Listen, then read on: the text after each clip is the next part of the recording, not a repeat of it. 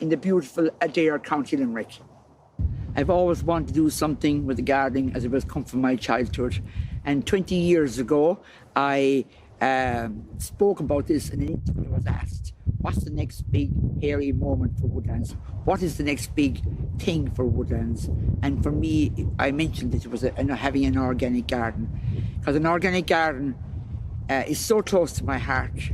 And as a provider of food and drink, the most important thing to me is where does it come from and how pure is it? And I was trying to source organic produce, but very, very difficult. So one way to sort that problem out, do it yourself. So that gave me the inspiration. But imagine I was thinking about it 20 years ago because I was really worried about where the food was coming from, all this mass production, fertilizers, insecticides and everything like that. When Dick died 6 years ago, as we both had worked in the garden, that's where we started our life and our career together. I got married in 1973, and his family always grew vegetables, fruit, especially strawberries. And when I came in 73 to join him, we continued the farming practice here, and we were supplying fruit and vegetables to the city of Limerick. We worked very hard, but we spent many hours in this beautiful garden here picking the strawberries from dawn to dusk. But we were very happy with it, and I remember having my children in the pram at the top of the garden, and they were very happy to sit there and watch the beautiful countryside evolve around them. So I have very, very fond memories working in this garden, and we did it until 1977 when we started our bed and breakfast. The business grew and grew and grew, and many Americans came especially, and people from Finland and France and Holland, and they brought their bicycles and they'd cycle around, and I provided them with an evening meal in the evening from the garden at the time, be it not organic at that particular time, but it was as close to organic because we were very conscious of how we prepared our food. We developed and added onto the property over the late 70s into the early 80s. I went to America in 1979 and saw bedrooms en suite, the first bedrooms en suite in a Daisy Inn hotel. And I came home and I built 10 of those rooms. And I was the first farmhouse in Ireland to have rooms en suite, as it was known as then. So I always took great pleasure in cooking. Even in the summertime when the visitors were gone, throughout the winter, I started to make a name for myself with my food, preparing meals in the evenings. Long before we ever had a license, we provided food, meals to people for celebrations. And we used to sell strawberries to the general public, and these people became my customers for my food in the winter time. So that's how I evolved into cooking food.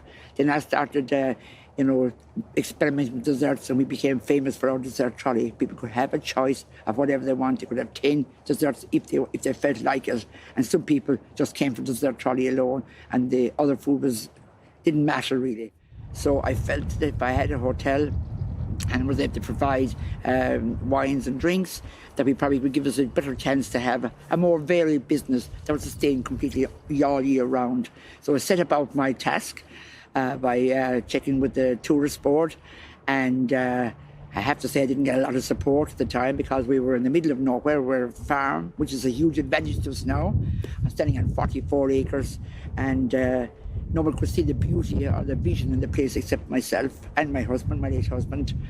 So they dismissed me, and so I wasn't happy with that. So I went on to my next port of call with my bank manager and asked him would he support me with my view of converting my bed and breakfast at the time into a hotel. And he told me, my dear woman, the hotels of the country are closing down. Best stay at home and mind your children. I had 4 children at the time, but I could cope with my children, no bother, cope with the cooking and everything. And so I suppose that really just drove on my determination to become a hotel. So on the 16th of July 1983, I was proud to say that we opened our doors as a hotel, and we have been hugely successful ever since, building on our reputation mostly for food and service, farm-friendly, genuine, family feel to the place, and where people are very happy coming to. And we became the national headquarters for the National Ploughing Association, and that'll be 30 years next year. So that gave us a great start to drive us on to do big events. And then our wedding business grew, and we host over 130 weddings a year now in a normal year. So we have such a variety of business. Every family celebrations, christenings, funerals, weddings, as I said, birthday parties. And so people come to me. I met a couple the other night and they said, well, we both had our christenings here. We both had our own communions here. We got married here, and now this is our second christening here. So that's the kind of business that we have. That we are providing to families that trust us with our food and where we come from. Hi, my name is Caoimhín Brosnan. I'm the gardener here at Mary's Organic Garden. I suppose my gardening adventure started back in 2014, where I studied organic horticulture in Tunnagloss in Drumculliher. I was self-employed for a good number of years growing organic vegetables before I came here to Mary's Organic Garden. It's a great project here. Mary and her family are so passionate about food, so passionate about organics. It's a real honour to work here. Well, why organic? Well, why not organic? And it's so important that we do the best we possibly can. We can grow an ordinary garden and use artificial fertilisers, but I suppose my experience has been as a child with my father and my grandfather was always growing things from the soil. I never heard organic or non-organic mentioned, because it really was organic, because they grew things the old-fashioned way, and that's why it tasted so good. And that was instilled in my mind at the time, that quality stands out all the time. And you're going to do the work anyway, so why not do it a little bit better by adding just the whole organic piece, no chemicals, no insecticides, let the birds and the bees do their job, and the pollination and all that goes with it. And it's just such a much better product. And also, I suppose, if our generation don't educate the younger people coming up about organics and where their food is coming from, well, we're losing what the core of all this is about. Core is the value of the crops, the quality of the food, the nutritional part of it. There's no comparison, and everything is so fresh. And if you bring in lettuce from an organic garden, you look at lettuce you buy in the shop, the lettuce from the organic garden is just bouncing up you. It's almost talking to you with life and vibrancy that you don't get there. So that's very important to me as I provide food for a lot of people in my hotel. We use about 6 different green manures in Mary's Organic Garden. A green manure basically is a crop that we're not actually going to eat, but it's improving the structure of the soil and the fertility. And each of these green manures has their own different characteristics and reasons why we use them. Like we have the sunflowers here, for example, which are fantastic at smothering weeds and causing a canopy. And also we get a secondary of the cut flowers that we use in our restaurants. We also have the celia here, which is one of the most popular flowers for bees. Bees are absolutely crazy about it, and it also is fantastic at smothering weeds. When this bed is done, everything is going to be ploughed back into the ground, so you're recycling nutrients every year. Also very interesting one is the crimson clover here on this side. The crimson clover is a nitrogen fixer, so there's nodules in the roots that are actually fixing nitrogen from the air into the soil. And we also use this as a prop to keep away the cabbage butterfly. So we'll undersow our cabbage or our purple sprouting broccoli with clover, which will fool the cabbage butterfly to not lay eggs on the cabbages. They're a fantastic part of organics and green manure, so it's a great potential for the future of growing. When we needed to create a hedge to shelter the organic garden, we went for the espalier hedge, which is an edible hedge. And the apples are fantastic here this year. They're only 3 years in existence, but they're really doing very well. And I have told my granddaughter that in case anything happens to me, that she's to go ahead and make the cider in my memory. And I think we're going to have fantastic. Adare always has a great reputation for apple growing, and I'm carrying on the tradition. Well, 2020 was a year of significance in many ways, but for us here in Woodlands, we've added our native Irish bees to our whole gardening organic story. They are native Irish bees, and I am so happy to continue the tradition that my father-in-law, David Fitzgerald from Lochabawn, Castleisland, started many moons ago. And it's wonderful that my son Richard, my youngest son, is extremely interested in bees. And together with Caoimhín, our gardener, they've been working very hard setting up the aviary this year. we are very excited. They are working very hard to be able to sustain themselves over the summer, and if we get a nice bit of sunshine, and we might be able to get some honey, the start of getting honey for this winter season. So we are delighted to have them, and I'm so happy to be carrying on the tradition that our forefathers and the people gone before us did.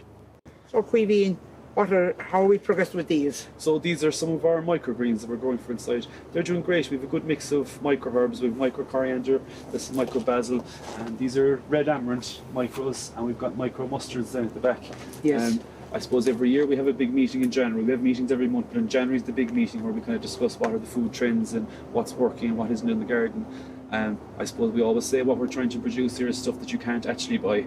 Like we concentrate on the micro vegetables, baby beets, baby carrots, baby parsnips, stuff that is so great tasty you can't actually get it. Like. Yeah, and last weekend, we had the new potatoes and the baby vegetables all mixed together between white turnip, carrots, parsnips, and some of the shallots as well. They were absolutely delicious, and people loved them. Yeah. But these are a great addition because they're so nutritious as well. Nutritious, and people can get, it's so important to get the nutrition in through these micro herbs. Yeah. It's not just a garnish; they're really edible, and they really taste so good. And they really finish a dish, don't they? Well, no doubt.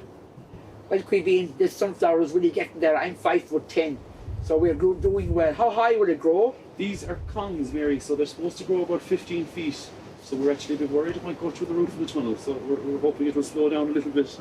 But we're delighted now with the crops in the tunnel this year. The tomatoes are really yielding very well. The salad as well. Yes. So what about the salad now? Have you what variety is it? So it's a lovely mix we have at the moment. It's a 4-leaf mix, and the first leaf we have is a salad leaf. It's a Lala Rossa, and then we've got a rocket over here, and we've got 2 types of mustard. We've got a purple frills and a golden frills. So it's a slightly spicy salad, but the Lala Rossa and the lettuce really balance out the flavour. So it's a really lovely mix we have at the moment. Very good. And the tomatoes this year, we kind of decided with the chefs this year that we cut down the variety of tomatoes. So last year we kind of picked our 2 favourite varieties. This year we have our red one here, which is a Sakura. That's our Sakura tomato. And a little further up here then we have a really sweet tomato. It's actually Sun Gold. If you want to try one there, Mary. Oh my God, they're delicious. They're both actually Japanese tomatoes. Yeah. Delicious. And it's hard to believe that that this is already yellow. I'm sure our guests are visiting the tunnel and wondering why these are not red. Why they're not ripening, But what a treat they're missing out on. Yeah. They're lovely. Delicious. Yeah, very good. They are so sweet. They're like sweets. I'm delighted we just went for the 2 varieties. Yeah, it makes things simpler, doesn't it's all about flavour, really, at the end of the day, isn't it? Yeah, and fresh into the kitchen. And the basil is doing well? Yeah, the basil is doing well. So big batches of pesto and also lots of pasta dishes and stuff like that will be used. Yes. It's kind of bulk amounts. Like when we send it in, it's probably 5 or 6 kilos we're sending it at a time, and you can make a big batch of pesto then and stuff out of it. Yes, it's fantastic. It's doing really well. It is. It's doing really well. Yeah. And you have more salad there? Yeah, more salad there for the mix. But this is fascinating. This is our first year growing these, isn't it? It's kind of a talking point for the children in the kids club more than anything else. Like it's just maize, sweet corn, and it's really doing really well in the tunnel. I have some planted outside as well. It was planted the same day, and it's probably only about this height now. But it just shows the perfect conditions you have in a tunnel in Ireland to grow. But it's just another talking point. And when kids come up to the garden, they always talk about the sweet corn, the maize, and they really love it. They're fascinated by it. Fascinated by it. And they have no idea where it comes from. No, or how it grows. How it grows, and even how tomatoes grow. Yeah. You just see them in a box in the shop. Yeah. Which is our job to educate them, isn't it? We do, and we always encourage when we have children visiting the tunnel to taste the tomato if they wish to taste one and stuff like that. So it's nice. Because children are interested in growing, What about my young grandson Richie that just rocks on, picks up 3 or 4 of them, and rocks on again, Exactly, loves them absolutely, and his love of tomatoes was growing out this tunnel. Yeah, it's great to see. And I brought him in first day by the hand as a year-old. Yeah. And he just developed a taste for it. Brilliant. He absolutely talks. Once the plant goes in this low, he has talking all the time. When are the tomatoes ready? He's been checking in with me every week since March. That's it. As the tomatoes going to be ready this week. No, Richie. Very good. Yeah.